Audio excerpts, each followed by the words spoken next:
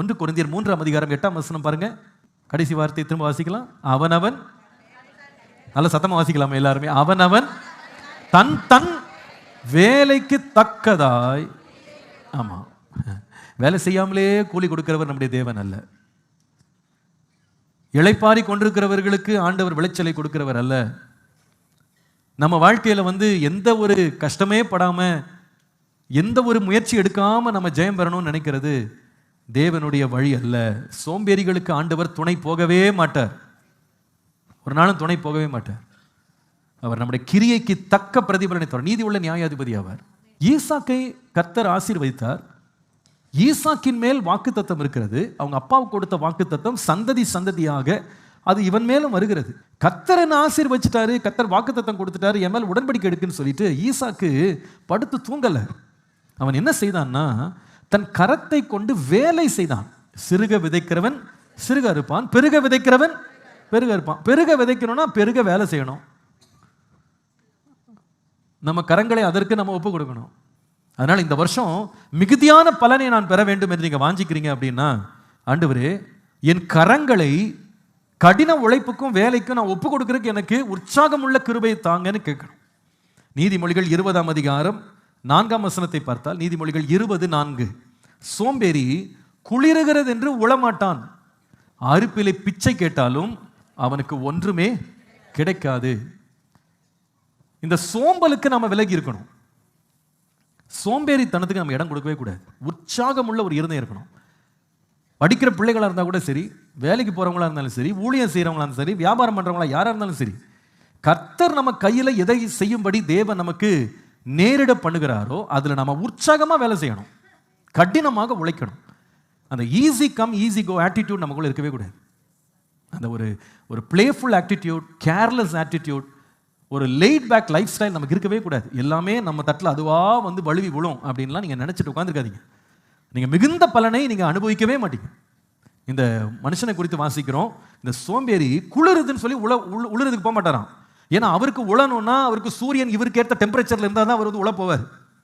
அப்போ ஏன்பா நீ உழ போகல அப்படின்னா, சூரியன் எனக்கு ஏற்ற மாதிரி வெயில் கொடுக்கல, டெம்பரேச்சர் சரியாக செட் ஆகலை, அதனால நான் என்ன பண்ணலை, வேலைக்கு போகலன்னு சொல்லுவார். ஆனால் அறுவடை வரும்போது எல்லாரையும் பார்த்து அழுவார். அவங்கெல்லாம் அப்படி அறுத்துட்டாங்க, அவங்களாம் பெரிய ஆள் ஆகிட்டாங்க, அவங்கெல்லாம் நல்லா பலன் பெற்றிருக்காங்க, அவங்களாம் ஆசீர்வாதமாக இருக்காங்க, நான் தான் அப்படி ஆகிட்டேன் அப்படின்னு. அப்போ இவர் என்ன பண்ணுவார்னா, மற்றவங்கள்ட்ட போய் கேட்க போவாராம், எனக்கு கொஞ்சம் கொடுப்பா, எவ்வளோ வச்சிருக்கியா கொஞ்சம் கொடுப்பாருன்னு கேட்டால், வேதம் சொல்லுது அறுப்பில் பிச்சை கேட்டால் கூட அவனுக்கு ஒன்றுமே கிடைக்காது. அப்போ வேலை செய்ய வேண்டிய நேரத்தில் கருத்தாக வேலை செய்யறதுக்கு அநேக வேளையில் சூழ்நிலைகள் நமக்கு சாதகமாக இருக்காது. வயலுக்கு போகிற நேரம் குளிர தான் செய்யும். படிக்க உட்காந்தா கொஞ்சம் உடம்பு வலிக்கும், கை வலிக்கும், தலை வலிக்கும், வயிறு வலிக்கும், இடுப்பு வலிக்கும், இதெல்லாம் வலிக்க தான் செய்யும். அதுக்காக வலிக்குதுன்னு சொல்லிட்டு போய் நீங்கள் வேலை செய்யாமல் இருந்தீங்கன்னா விளைச்சல் நல்ல விளைச்சல் இருக்காது. சரி, இப்போ நீங்கள் இவ்வளோ வலிக்குதுன்னு சொல்கிறீங்க, உங்கள் அப்பாட்ட போய் கேளுங்க, ஃபீஸ் கட்டுறாருல அவர்கிட்ட கேளுங்க, எப்படி உங்களுக்கு வலிக்காமல் வேலை செய்கிறீங்களா? அம்மாட்ட கேளுங்க, வலிக்காமல் வேலை செய்கிறீங்களான்னு கேட்டால், என் வலி எப்படி போய் சொல்கிறது, எனக்கு உடம்பெல்லாம் வலிக்குது, தலையிலேருந்து கால் வரைக்கும் வலிக்குது. அப்பா போய் நின்று போய் மிஷினில் வேலை செய்கிறாரு, வலிக்க வலிக்க வேலை செஞ்சு அவர் சம்பாதிக்கிற பணத்தில் உங்களுக்கு ஃபீஸ் கட்டுறாரு. அவர் என்ன சொல்கிறாருன்னா, நானும் வலிச்சு தான்ப்பா வேலை செஞ்சு சம்பாதிக்கிறேன், உனக்கும் வலிச்சு படி, அப்போ உனக்கு என்ன கிடைக்கும்? கண்ணீரோடு விதைக்கிறவன் ஆமாம் கம்பீரத்தோடு இருப்பான். சில பேர் ஐடி கம்பெனியில் வேலை செய்கிறவங்க எல்லாரையும், பா உனக்கு என்னப்பா ஏசியில் நீ ஜாலியாக சுற்றி சேரில் உட்காந்து வேலை செய்கிறப்ப கேட்டு பாருங்க, அவங்ககிட்ட போய் எப்படி இருக்கு வேலை, நல்லா இருக்கா? சேர் ஒன்று தான் மிச்சம், ஏசியை போட்டு குழுன்னு இடத்த மாற்றி விட்டு ரத்தத்தை புழிஞ்சு தான் விடுறான். கஷ்டமான வேலை தான். கஷ்டம் இல்லாமல் வேலை செய்து மேன்மை அடைய முடியும், மிகுந்த பலனை அடைய முடியும்ன்றதுலாம் கற்பனை தானே தவிர நிஜத்திலே அது இல்லை. உன் கையின் பிரயாசத்தை நீ சாப்பிடுவாய், உனக்கு பாக்கியமும் நன்மையும் உண்டாயிருக்கும். ஈசாக்கே உனக்கு இவ்வளோ பலன் எப்படி பார்க்குறது? 100 times எப்படி நீ வந்தனா? விதைச்சேன், கர்த்தர் பலன் கொடுத்தார். எப்படிப்பா இவ்வளோ பலன் வந்தது? 2 முறை கிணறு தோண்டினேன், தண்ணி வந்துச்சு, தண்ணி கிடைக்காம போயிடுச்சு, சோர்ந்து போகலை, 3வது வெட்டினேன். நான் நினைக்கிறேன் ஒருவேளை 3வது கிணறு தோண்டி தண்ணி வந்த போது அவங்க இதை எடுத்துட்டாங்கன்னு சொன்ன ஒருவேளை 4வது வெட்டியிருப்பார். அவர் வெட்டுறதை நிறுத்திருக்க மாட்டார். went on working, he kept on working, he never gave up. உங்கள் வாழ்க்கையில் யாராக இருந்தாலும் சரி, நீங்கள் அந்த கடின உழைப்பு உங்களை போடும்போது கர்த்தர் உங்களை மிகவும் பெரிய விதத்தில் உங்களை ஆசீர்வதிப்பார் அப்படின்றதுல எந்த சந்தேகமே இல்லை. கண்ணீரோடு விதைக்கிறதுக்கு ரெடி ஆகிடுங்க. கர்த்தர் உங்களுக்கு மிகுதியான பலனை கொடுக்கணுமா? மிகுதியாக வேலை செய்வதற்கும் உங்களை அர்ப்பணிங்க. Work hard. எல்லாமே ஈஸியாக எனக்கு இஷ்டப்படி வரணும், எனக்கு எல்லாம் எனக்கு கைகூடி வரணும், குளிரக்கூடாது, எனக்கு வேர்க்கக்கூடாது, எனக்கு வலிக்கக்கூடாது, எனக்கு எந்த வேதனையும் வரக்கூடாதுன்னு நினச்சிட்டு உட்காந்துருந்தீங்கன்னா அந்த மாதிரி ஒரு காலம் உங்களுக்கு வரவே வராது. வரவே வராது. ஆனால் உடனே நிச்சயமாக வரும். நிச்சயமாக வரும். என்ன வரும் தெரியுமா? பின்னால் எதையுமே செய்யாமல் இருந்தால் வேதனை கண்டிப்பாக வரும். கண்டிப்பாக வரும். அதில் தப்பிக்கவே முடியவே முடியாது. சோம்பலுக்கு இடம் கொடுக்காதீங்க. Don't give place to slothfulness and laziness. கர்த்தர் உங்களுக்கு விதைக்கிறதுக்கு காலங்களை கொடுக்கும்போது விதைச்சிருங்க, கஷ்டப்படுங்க. burn the midnight oil, work hard, study hard. கஷ்டப்பட்டு வேலை செய்யுங்க, வலிச்சாலும் வேலை செய்யுங்க, வேதனை இருந்தாலும் வேலை செய்யுங்க. be happy to work, nothing comes easy. நீதிமொழிகள் 24 அதிகாரம் 30-33 எல்லாரும் திறந்து பார்த்தா நல்லா இருக்கும்னு நினைக்கிறேன். நீதிமொழிகள் 24 30 33 வசனம் வரைக்கும் நம்ம எல்லாரும் சேர்ந்து வாசித்தா நல்லா இருக்கும். வாசிக்கலாமா?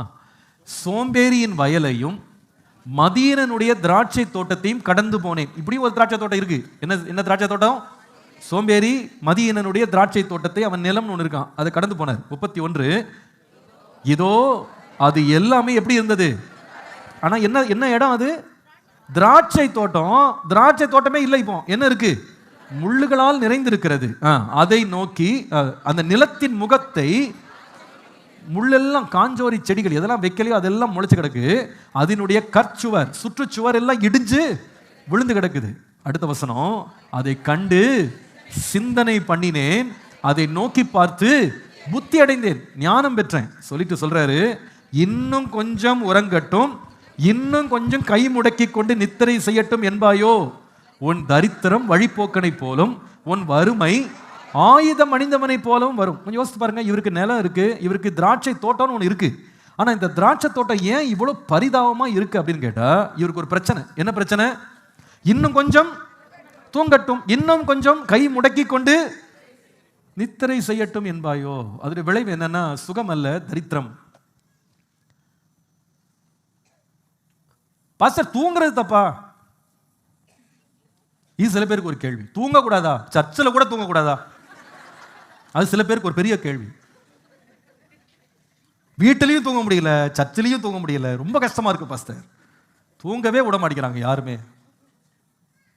இங்கேதான் ஒரு தூக்கம் வருதுன்னு பார்த்தா அதை கூட விடாம அல்லேலூயா ஆமேன்னு ஏதாவது சொல்லி சத்தம் போட்டு எழுப்பி விட்டுறீங்க. உள்ளதான் தூங்க விட மாட்டேங்கிறீங்கன்னு பார்த்தா வெளியே போனாலும் தூங்க முடியல, மறைஞ்சிருந்தாலும் தூங்க முடியல அப்படின்னு சில பேர் கேள்வி. தூங்குறதெல்லாம் ஒரு பாவமா? நிச்சயமா பாவம் கிடையாது. நிச்சயமா பாவம் கிடையாது. தூக்கத்தையே கொடுத்தவர் கர்த்தர் தான். 127 சங்கீதம், தமிழ்ல 3 வசனம், ஆங்கிலத்தில் 2 வசனம். நீங்கள் அதிகாலையில் எழுந்து நேரப்பட வேலையில் தரித்து வருத்தத்தின் அப்பத்தை சாப்பிடுகிறதும் விருதா, அவரே தமக்கு பிரியமானவனுக்கு நித்திரை அளிக்கிறார். அவரே கர்த்தரே நித்திரை அளிக்கிறார்னு வேதம் தெளிவா சொல்லுது. ஆதியாகமம் 2 அதிகாரம் 21 வசனத்துல தேவன் தான் ஆதாமுக்கு அயர்ந்த நித்திரையை வர பண்ணினார் என்று போட்டிருக்கு. கர்த்தர் தான் நித்திரை கொடுக்கிறாரு. நம்ம உடம்ப நீங்க பாருங்க, நம்ம உடம்ப ஆண்டவர் உடலை ஆண்டவர் உண்டாக்கும் போது நித்திரை என்பது ஒரு முக்கியமான பங்காக நம்மை உருவாக்கி தான் நம்மளை வச்சிருக்காரு. we are tuned and we are tuned for sleep. நித்திரையெல்லாம் செய்யாம நம்மளால் வேலை செய்யவே முடியாது, வாழவே முடியாது. we need sleep. it's a necessity. அது கண்டிப்பா நமக்கு ரொம்ப முக்கிய அவசியமான ஒன்றா இருக்கு. ஒரு இடத்துல படித்தேன், ஒருவருக்கு 80 வருடம் அவர் உயிரோடு இருக்கிறார் அப்படின்னா அதுல 26 வருடம் தூங்கி கழிக்கிறாராம். he spends 26 years out of his 80-year lifespan in sleep. அது அவசியமா இருக்கிறது. ஆண்டவரும் பாருங்க இயற்கையை அதுக்கேற்ற மாதிரி வடிவமைச்சிருக்கிறார். சாயங்காலம் 6 மணி ஆன உடனே லைட்டை டிம் பண்றாரு. அதுவா டிம் பண்ணி அப்பா நைட் வருது, இது என்ன நேரம்? தூங்குற நேரம். காலை ஆன உடனே லைட்டா மெதுவா ஆன் பண்றாரு, டிம்மர் போடுறாரு, திருப்பி போட்டு மெதுவா வெளிச்சம் தூக்கத்திலிருந்து கலைஞ்சிரு அப்படின்னு அதை போட்டு காட்டுறாரு. இப்போ அவரே நமக்கு என்ன சொல்றாருன்னா தூங்குறது ரொம்ப அவசியம். இயேசு தூங்கினாரா? தூங்கினார். இயேசு படகுல படுத்து தூங்கினாருன்னு போய் பார்க்குறோம் இல்லையா? அவர் நித்திரை செய்தார். இடம் இல்லாமல் இருந்துச்சு, ஆனால் நித்திரை செய்தார். நித்திரை நமக்கு அவசியம். கண்டிப்பா நித்திரை செய்யணும். சில பேர் இந்த நித்திரையை அசட்டை பண்றாங்க, அதனால நிறைய பாதிக்கப்படுறாங்க. ஒழுங்கா நம்ம தூங்கலைன்னா நம்ம மூளை ஒழுங்கா வேலை செய்யாது. ஒழுங்கா தூங்கலைன்னா நம்முடைய இமோஷன்ஸ் ஒழுங்கா இருக்காது, ரொம்ப கோவப்படுறவங்களா மாறிடுவோம். ஒழுங்கா தூங்கலைன்னா நம்முடைய சரீரத்தின் அவயவங்கள் பாதிக்கப்படும், நம்ம நிறைய வியாதிகள் அதனாலே வரும்னு சொல்லி கண்டுபிடிப்புகள் நமக்கு சொல்லுகிறது. தூக்கம் ரொம்ப ரொம்ப தேவை. ஆனா சோம்பேறி யாருன்னா தூங்குறவன் இல்லை. தூங்குறவன்லாம் சோம்பேறி கிடையாது. சோம்பேறி யாருன்னா எப்போ எழுமணும்னு தெரியாமல் இருக்கான் பாருங்க, அவன் தான் சோம்பேறி. அப்படிதான் போட்டிருக்கு. சோம்பேறியே, எவ்வளவு நேரம் நீ தூங்குவாய், எப்பொழுது எழுந்திருப்பாய். அப்போ அர்த்தம் என்னன்னா, படுக்க போறது அவசியம், தூங்குறது அவசியம். நான் தூங்க போறதுக்கு முன்னால கண்டிப்பா ஒன்று தீர்மானம் பண்ணிட்டு தான் தூங்க போகணும். என்னது அது? எப்போ எழும்புவேன்னு தீர்மானம் பண்ணிட்டு தான் தூங்க போகணும். சில பேருக்கு இதுதான் ரொம்ப கஷ்டம். தூங்கிட்டாங்க அப்படின்னா கும்பகரணம் தான். அவங்கள எழுப்புறவங்ககிட்ட கெஞ்சுவாங்க, இன்னொரு 10 minutes, இன்னொரு 1 hour நான் தூங்கிடுறேன் அப்படின்னு கெஞ்சுவாங்க. தூக்கத்தின் மேல் அவ்வளோ பிரியம். எழும்ப மனசு கிடையாது, எழும்ப மனம் இல்லாமல் இருக்க இல்லையா? அதுவும் சில பேர் பாருங்க, லீவ் விட்டா போதும், முடிஞ்சு போச்சு. உண்மை என்னன்னா, லீவ் விட்டா வேலை வெட்டி இல்லாமல் இருக்கும்னு அர்த்தம். அப்போ தூக்கம் ஆட்டோமேட்டிக்காக குறைஞ்சிருக்கணுமே தவிர அதிகரிக்கக்கூடாது. ஆனால் சிலர் ஒரு கெட்ட பழக்கத்தை வச்சுருக்காங்க. லீவ் விட்டாங்களே 11 மணிக்கு எழும்புவேன். அந்த தூக்கத்தில் அவ்வளோ பிரியம், உருண்டு உருண்டு பிறண்டுக்கிட்டு. உண்மையாக பார்த்தா 6 மணிக்கு ஒழுங்காக தூக்கம் வராது. ஆனால் அந்த சோப்பல்ல எழும்ப மனம் இருக்காது. எழும்பாமல் அப்படியே அரை தூக்கத்தில் முக்கா தூக்கத்தில் சில பேர் எழுந்து காப்பி குடிச்சு டீ குடிச்சு திருப்பி படுத்துக்கிறது. படுத்து அதை உருண்டு புரண்டுக்கிட்டு அதில் ஒரு என்ஜாய்மெண்ட். அப்படி இருக்கவே கூடாது. சோம்பல் நம்ம வாழ்க்கையில் இருக்கவே கூடாது. உண்மை என்னன்னா, லீவு நாள்னா இன்னும் நீங்கள் சுறுசுறுப்பாக இருக்கணும். ஏன்னா ஸ்கூலுக்கு போக வேண்டியதில்லை, நீங்கள் காலேஜுக்கு போக வேண்டியதில்லை, உங்களுக்கு வேலை இல்லை. அப்போ உங்களுக்கு நம்மள நிறைய ஃப்ரீ டைம் இருக்குது. அப்போ நீங்கள் அந்த டைம் என்ன பண்ணலான்னா, எக்ஸசைஸ் பண்ணுறது, நீங்கள் கொஞ்சம் ஸ்போர்ட்ஸில் இன்வால்வ் ஆகுறது, ஏதாவது புதுசாக ஒரு கோர்ஸில் போய் சேர்ந்துக்கிறது, படிக்கிறது, உங்களை மேம்படுத்திக்கிறது, உங்களை வளர்த்துக்கிறது, அதில் நீங்கள் ஆர்வம் காட்டணுமே தவிர கிடைச்சதுடா நேரம் அப்படின்னு முழு நாளும் படுத்து தூங்கி உருண்டுக்கிட்டு இருந்தா அது நம்ம வாழ்க்கைக்கு ஆசீர்வாதமாக மாறாது. கொஞ்சம் யோசிச்சு பாருங்களேன். If your almost 18 years 20 years உங்கள் லைஃப்பில் எக்ஸ்ட்ரா ஸ்லீப்பில் எவ்வளோ டைம் நம்ம வேஸ்ட் பண்ணிக்கோம் யோசிச்சு பாருங்க. சும்மா தூங்கணும்னு தூங்கியே எவ்வளவு அருமையான பாடங்களை படிச்சிருக்கலாம், எவ்வளோ காரியங்களை நம்ம வளர்த்துருக்கலாம், எவ்வளோ கற்றுருக்கலாம், எவ்வளோ வேஸ்ட் பண்ணிட்டோம்னு யோசிச்சு பார்த்தா அந்த டைம் அதை திருப்பி வாங்கவே முடியாது, பெறவே முடியாது உங்கள் லைஃப்பில். இட்ஸ் கான். சில பேர் தூங்காமல் வேலை செய்வாங்க, அது பெரிய தப்பு. தூங்க வேண்டிய நேரத்தில் வேலைக்கு போகிறாங்க, அது ரொம்ப கேட்குற கஷ்டமாக இருக்குது. இப்போ இன்றைக்கி எல்லாமே அமெரிக்கா டைமில் வேலை செய்கிறேன், கனடா டைமில் வேலை செய்கிறேன், நான் லண்டன் டைமில் வேலை செய்கிறேன்னு தூங்க வேண்டிய நேரத்தில் முடிச்சு கிடக்கிறது தூங்கிட்டு இருக்குது. இது ரொம்ப கஷ்டமாக தான் இருக்குது நிலைமையை பார்த்தா. இதுலேருந்து வெளியே வர்றது ரொம்ப அவசியம். சீக்கிரமாக ஆண்டவரே நல்ல வேலையை தந்து டே ஷிஃப்ட்டில் நான் வேலைக்கு போகிறேன், எனக்கு கிருபை தரேன்னு கேட்குறது நல்லது. நான் சொல்ல விரும்புகிறது என்னன்னு சொன்னால், தூக்கத்தின் மேல் பிரியம் கொள்ளக்கூடாது. Don't love sleep. Sleep for necessity. தேவைக்கு தூங்கலாம், ஆனால் தூக்கத்தையே நம்ம வாழ்க்கையின் லட்சியமாக மாற்றிடக்கூடாது, அதில் இன்பம் கண்டக்கூடாது. அப்படி சோம்பலாக இருப்போமானா கர்த்தர் நமக்கு கொடுக்குற ஆசீர்வாதங்களை கூட நம்ம அனுபவிக்கவே முடியாது. நீதிமொழிகள் 6ஆம் அதிகாரம் 6-10 வசனங்களை பாருங்க. சோம்பேறியே, நீ எறும்பினிடத்தில் போய் அதன் வழிகளை பார்த்து ஞானத்தை கற்றுக்கொள். அதற்கு பிரபுவும் இல்லை, தலைவனும் இல்லை, அதிகாரியும் இல்லை. ஆனாலும் கோடை காலத்தில் தனக்கு ஆகாரத்தை சம்பாதிக்கிறது, அறுப்பு காலத்தில் தனக்கு தானியத்தை சேர்த்து வைக்கிறது. சோம்பேறியே, நீ எவ்வளவு நேரம் படுத்திருப்பாய், எப்பொழுது உன் தூக்கத்தை விட்டு எழுந்திருப்பாய். இன்னும் கொஞ்சம் தூங்கட்டும், இன்னும் கொஞ்சம் உறங்கட்டும், இன்னும் கொஞ்சம் கை முடக்கி கொண்டு நித்திரை செய்யட்டும் என்று சொல்வாயோ. உன் தரித்திரம் வழிபோக்கனை போலும், உன் வறுமை ஆயுதம் அணிந்தவனை போலும் வரும். இது ரொம்ப முக்கியம். If you don't give importance to a brisk hand, you will not get the blessings of God. நம்முடைய கைகளை சுறுசுறுப்புக்கு நம்ம இடம் கொடுக்கல அப்படின்னா நம்ம பின்தங்கினவர்களாக மாறிடுவோம். தூக்கத்தை நேசிக்காதீங்க, தூக்கத்தை அவசியமாக்குங்க. அவசியத்துக்கு மிஞ்சி தூங்காதீங்க. எப்போ படுக்க போனாலும் சில பேருக்கு காலையில் கூட ரொம்ப களைப்பாயிடும். தரமாக லீவ் நாளில் ரொம்ப களைப்பாயிடுது. ஒரு 1 hour படுக்கலான்னு இருக்கேன், படுங்க, ஒன்றும் பிரச்சனை இல்லை. ஆனால் படுக்கிறதுக்கு முன்னாடி கொஞ்சம் கேளுங்க, எப்போ எழும்ப போகிறேன், கர்த்தர் வருகையில் எழும்புவேன் அப்படின்னு தூங்கிடக்கூடாது. இல்லை, எக்கால சத்தம் துணிக்கும் போது எழும்புவேன் அப்படின்னு தூங்க போகக்கூடாது. படுக்க போகும்போதே அலாம் வச்சுட்டு படுக்கணும். 1 hour தான் படுக்க போகிறேன்னா 1 hour அப்புறமா நான் எழும்பிடணும். நான் சும்மா படுக்கக்கூடாது. அந்த படுக்கிறத ஒரு வேலையாக சில பேர் பார்க்குறாங்க, படுத்தே ஆகணும் அப்படின்னு. அப்படி பார்க்காதீங்க. களைப்புக்கு தான் தூக்கமே தவிர வாழ்க்கையே தூங்குவதற்கு அல்ல. B brisk. லீவ் நாள் ஆச்சுன்னா தூங்கியே நாளை கழிக்கணும்னு நினைக்காதீங்க. Go and be busy, learn something, do something useful, be helpful to someone. ஒருவருக்கு உதவி செய்கிறவர்களாக இருங்க. ஞாயிற்றுக்கிழமை கூட ஒரு லீவ் கிடச்சிட்டு தூங்கணும் அப்படின்னு நினைக்காதீங்க. தேவையான ஒரு 1 மணி நேரம் 2 மணி எக்ஸ்ட்ரா தூங்குறது தவறு இல்லை. ஆனால் தூங்குறதுக்கே நான் என் வாழ்நாளை கழிச்சேன், அதுதான் என் லட்சியம் நம்ம நினைப்பது ரொம்ப தவறு. பாஸ்டர் தூங்கலாம் மாட்டேன், செய்கிறக்கு ஒன்றும் இல்லை, அதனால தான் தூங்குறேன் அப்படின்னா எல்லாம் கிளம்பிங்க வாங்க, ஞாயிற்றுக்கிழமை நிறைய வேலை இருக்குது, நான் கொடுக்குறேன் உங்களுக்கு. ஏன்னா நிறைய ஊழியம் இருக்குது, நிறைய வெளியே போகிறாங்க. மதியானம்லாம் பார்த்தீங்கன்னா வாலிபர்கள் எல்லாம் அங்கங்கே ஓடுறாங்க. அங்கே அனாதை ஆசிரமங்களுக்கு, ஜெயில் மினிஸ்ட்ரிக்கு, ஹாஸ்பிட்டல் மினிஸ்ட்ரிக்கு, வில்லேஜ் மினிஸ்ட்ரிக்கு, ஏரியா சண்டே ஸ்கூல், எல்லா ஊழியமும் இருக்குது. வேலை வெட்டி இல்லாமல் தான் உட்காந்துருக்கேன், அதனால தான் தூங்கிடுறேன்னு யாராவது சொன்னீங்கன்னா உங்களுக்கு நிறைய வேலை இருக்குது, கிளம்பி வாங்க, உங்களுக்கு வேலை கொடுக்குறோம். போய் பிரயோஜனமானவைகளை செய்யுங்க. கர்த்தர் உங்களுக்கு மிகுந்த பலனை கொடுக்க வேண்டுமா?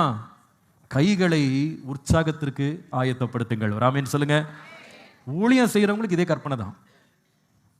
அசதியாக ஊழியம் செய்யக்கூடாது என்று வேதம் சொல்லுகிறது. ஆவியிலே அனலாயிருங்கள், கர்த்தருக்கு ஊழியம் செய்யுங்கள். அது ரொம்ப முக்கியம். அந்த அனலாக உற்சாகமாக ஊழியம் செய்யணும். வேலை செய்யும்போது அந்த உற்சாகமாக வேலைக்கு போகணும். எப்படா லீவ் விடுவாங்க அப்படின்னு காத்துட்டு இருக்கக்கூடாது.